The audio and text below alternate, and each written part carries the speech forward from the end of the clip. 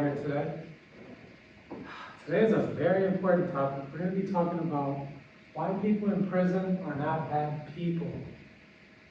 You see, one of the first thoughts that come to mind when you think prisoners is bad people. And I'm here to let you know that way of thinking is a fallacy. And here's why.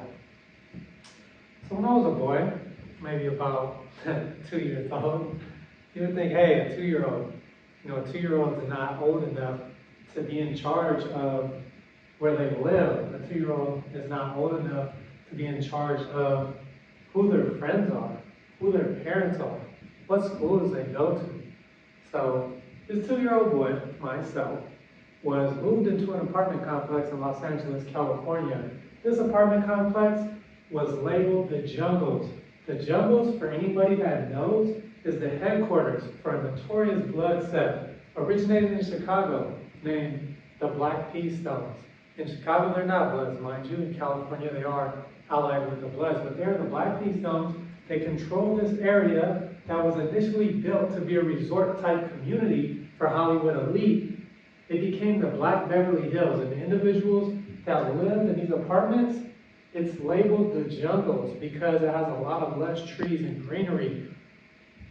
Now, fast forward years later after its development, started getting decrepit. The swimming pools were filled in with dirt, and then it became a low-income community. So, how did I get there as a 2-year-old? That brings me to my father. You don't get to choose your parents. So my father, his name's Hamdi Ishmael Muhammad Khalifa. He is an Egyptian male, was deported out of our country, sent back to Egypt, came back illegally. My father, Hamdi, became addicted to heroin. So because he became addicted to heroin, he wanted to live where the heroin was. And where was the heroin? The heroin was near Sherm Alley in the Jungles. So he got my mom to move to this apartment complex in the Jungles. And mind you, my mother is an engineer at this time. She's working for Teledyne out of Marina Del Rey. She's not addicted to drugs. She does drink and smoke, but she's not on the dark side of things. She's trying to do positive for her 2 children. So she goes to this apartment complex following my dad. Thing is, Dad gets arrested. He gets arrested for burglary, trying to steal something so that he can have money to afford his heroin. And what this does is it leaves my mom alone. So my mom, she's white. Single white mother, raising 2 mixed breed kids in a predominantly African American community at the heart of the Rodney King riots. So the police, they made a decision to beat Mr. Rodney King. That decision impacted me as a baby. Our neighborhood, my mom's favorite store, destroyed. I went to preschool in the Jungles, so I was old enough to have a couple of memories. One of the most prominent memories I have is going outside the day after the riots, looking at my mom's store and seeing it in a pile of rubble. It was burned down. And to my little mind, I thought an explosion went off. So I asked my mom, what's the matter? Why is your store gone? Who blew your store up? I had no idea. I was just a little boy. Again, you don't choose where you live or your community as a little child. So Mom makes a choice after the Rodney King riots. Pew! Moves us to Riverside County. She moves to a community called Paris.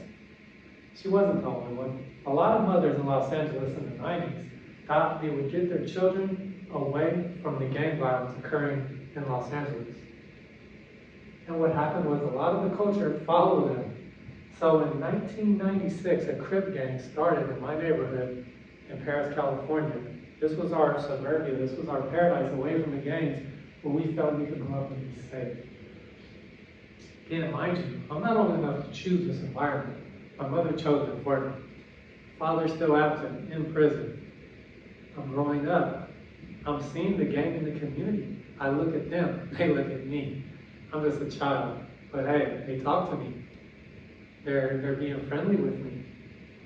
They don't put me on the gang yet, too young, but they're grooming me. I'm knowing them. They're the good guys in the neighborhood. They're setting the rules, the foundation. You learn that no one messes with them. And there was bullies that weren't from that gang that would target me. So part of the motivation to want to be from where they were from was to get a leg up on the bullies that were in my neighborhood. In school, School could not focus, had ADHD. Violence was a part of my community, so there was violence in my school. People would try to be intimidated. I would get bullied. All through elementary school, I was bullied. And I think as a way to not be bullied, I had to be tough myself. So I started challenging people. I started making the first aggressive move because I figured it could set a standard and let people know, hey, don't mess with me because this can end badly for you. You might get punched or you might get beat up. But truth be told, most of the time, I was the one getting beat up, even when I made the first aggressive move. One kid just migrated out here from Africa. I was like, hey, punk, and he kicked me in the forehead. Never forget that because for the next 3 days, I had a boot print on my forehead. And then a couple of weeks after that, I met another kid with a boot print on his forehead. And I said, hey, you must have got into it with the African kid. And he said, yep, sure enough, I did. And so let's take you to the age of 15. I'm 15 years old. I'm kicked out of every single school in my community. Should have been going into high school in the 9th grade. Wasn't allowed to because of my record of getting kicked out of 3 schools in the 7th grade. I was addicted to marijuana. I was drinking alcohol. I was being promiscuous. I was doing everything you would expect a kid who was headed down the wrong trajectory to do. My railroad was going, and it was about to be derailed. So I see some kids older than me. Seeing them that day, they decide that they're going to commit a murder. And in my mind, I'm thinking they're going to go sneak into a house, steal some weapons, because everybody in my neighborhood wanted weapons, or steal some alcohol, or steal anything to make money, electronic appliances, TVs. So they go to this house. I decide not to be a part of it. I'm on probation at this time for stealing a bottle of alcohol. So I'm like, I don't want to be a part of that. I walk on. Then we change our mind. My friend, he's 17, Mark. He said, Sean, let's go back. Let's get involved. Let's see what's going on. So we decide we walk back to the house. We go up to the house. We see the 2 kids, 16, 18. I'm 15. I'm the youngest one at this time. I look. They're at the door. They haven't snuck in yet. We walk back. I'm like, yo, Mark, they're at the front door, man. They haven't snuck in yet. Let's wait, let them go in, and then see if we could go in. It's a bright idea. 15, on drugs. Smoke Sherm, PCP. Sherm and PCP is the same thing. I've done methamphetamine, mushrooms, cocaine. I've done it all. So I'm not in my right state of mind. Don't have my frontal lobe. And I go back. I check, they're gone. I go back to Mark. Hey, Mark, they're not there anymore. He's like, oh, shoot, let's sneak around. The back gate was open. Let's sneak around, see if we can get inside. So we walk. Look at the windows are covered. We go up to the back door. We go to the sliding glass door. This is what Mark does. I'm like, yo, you're making noise. Like, we're getting in trouble. Look at how we're supposed to be sneaking. And he stays. And I'm like, Mark, come on. He's like, no, come here. So I'm like, damn, he's older than me, he's my friend. I go back. Oh, man. Door opens. When the door opens, I get a hand on my shirt. Yanks me inside. The 18-year-old Hispanic kid. He says, is this what the fuck you wanted to see? I'm looking at him like, he's like, is this what the fuck you wanted to see, huh? He shows me a weapon, and he points. And I see somebody hurt on the floor. The person that's hurt is Mr. Love, Hubert Love. He's a homo. He didn't say elderly homo who was attacked when they entered the front door. And when I see him, again, 15, high on drugs, I'm selfish. I make the most selfish decision of my life. I say, okay, he's hurt. This guy is aggressive. He might want to kill me. I need to be cool in this moment, act like I'm down, and get the fuck out of here and away from these guys. So I'm like, all right. I'm like, don't trip. I get away from that guy because I don't want him aggressively addressing me and him to do something. So I'm going to act like I know what the hell I'm doing in this situation. I took some type of control. I seen candy on the counter, I run. Grab candy, fill it in my pockets, run out. Mark follows me. Me and Mark take off. These guys don't follow us out. Take off, head down the street, and we get about a block away. Before we're a block away, about half of a block away, I turn to Mark. I say, Mark, Dan, that was crazy. Did you see that man that was hurt? He's seen us. He's going to call the police on us. Mark looks down at me. He's tall. He's over 6 feet. I'm 5'7", 120 pounds. He looks down at me and says, call the police? That guy's dead. I said, no. I said, no way. He's not dead. He's going to get up and call the police on us. He had to have seen it. Mark was like, he's dead, man. He's dead, man. Mark was sure of it. I couldn't fathom that somebody had died and I had been there present. So we continued going. We get that block away. Boom, car pulls up. It's the homeowner's car, and there's the two Hispanic kids older than me driving. They're like, get in. I'm like, shit. I don't want to run away and look like I'm going to be a witness to their crime, because there was a history of witnesses' lives being threatened in my neighborhood, their family being threatened. That wasn't going to be me. I said, okay, I'm going to be down. I'm going to get in this car, and I'm going to have them drop me off where I want to go. So I'm like, come on, Mark, man, we get in the car. I get in the back seat behind the driver. He drives off. When I start talking, I'm like, hey, can you take it? He's like, shut up. He's like, I just crashed into this guy behind me. I'm like, what the? You just crashed into the, why'd you pick us up, man? I look back. It's a black guy on the phone. He hit him at the stop sign before he picked us up. So now this guy's following us. I'm trying to tell the driver, hey, just take me in. He's like, shut up. Let us get this dude off of us first. So I'm like, man, I'm stuck. I have to wait for him to handle his car before we could run away.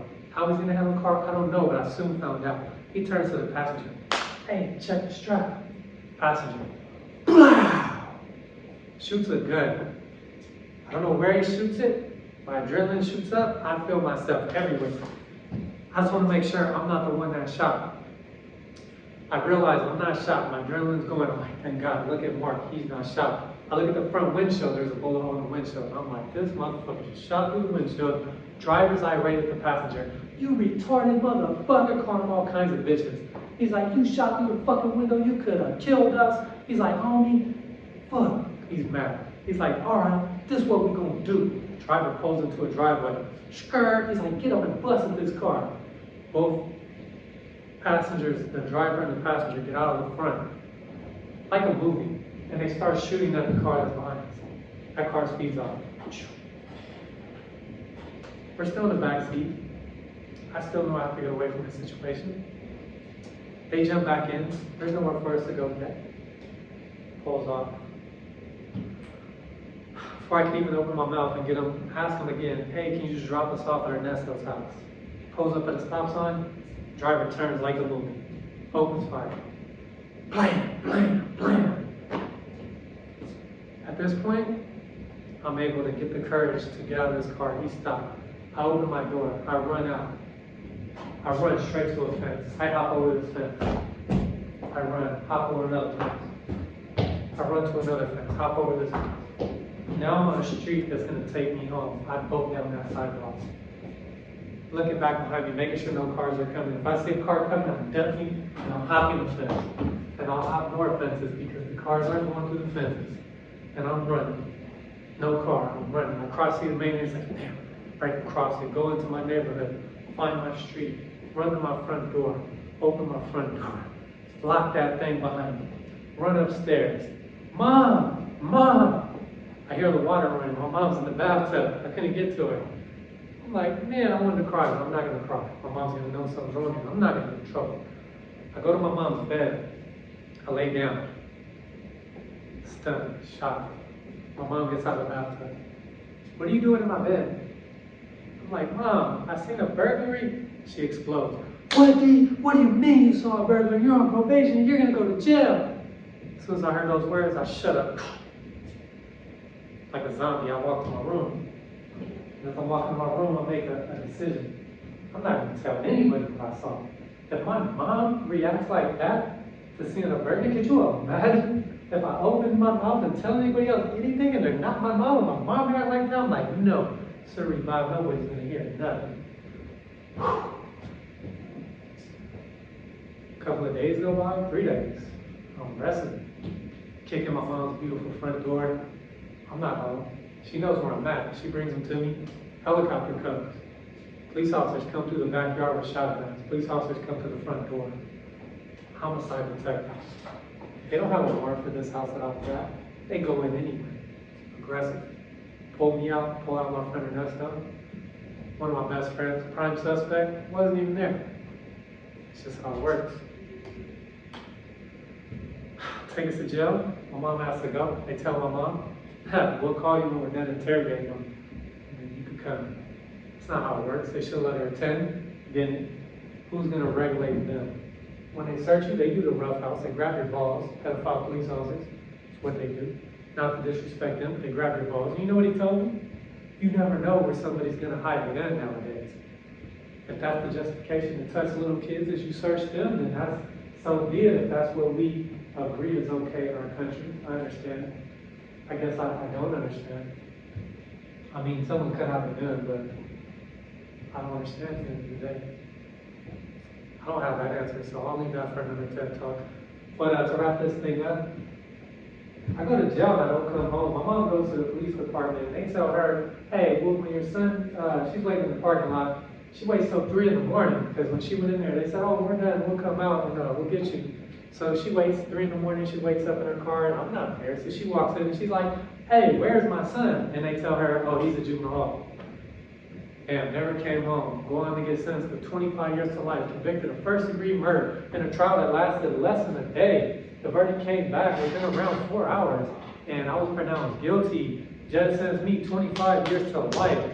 I was never supposed to come home. I get sent to Pelican Bay State Prison for my first prison, level 4, 180 yard. That means death is mando. That means how are you going to get out of here? You are a young mixed breed white Egyptian who is affiliated with Crips, and you're going to a war zone where people are getting stabbed, and the whites on the yard are stabbing white Crips, and that's you, and you meet your neighbor. My neighbor was a white Crip stabber, and I had to get out of that situation, and miraculously, God saved me. I make it, I don't get stabbed. I get out of Pelican Bay just to get stabbed in Lancaster by a white who they put me in the cell with. They weren't supposed to put me in the cell with them. Politics, prison politics, a lot of drama, a lot of stress. I go on, cell fights. I go on, potential riot. I go on, knives. I go on, drugs. I go on, scariness on this level 4. I go on, police abuse, police extreme violence where they are torturing individuals in chains, in handcuffs, and they're smacking them, they're uppercutting them. The miracle comes 2020. A law changes, the felony murder rule. I can no longer be convicted of murder because I didn't kill anybody. This law wasn't in place when I went in. I was direct filed to adult court, Proposition 21. Never seen a judge. The district attorney said, send him to an adult court. He's an adult. Bam, I go. So that's how I get my life. And now it's getting lifted off me because they changed the felony murder rule. When I go back to get resentenced, the sheriffs do this. I'm walking back from court. They're like, hurry up and get in the tank. I'm walking back. I'm disappointed because they postponed my resentencing date from Friday to Monday. So I'm walking. I just did 16 years in prison. What the hell he mean, hurry up? They're like, I said hurry up. Bam, slam me into the wall. I fall. Bam. Then they shove me in the cell. My ankles are bleeding. I'm in chains, mind you.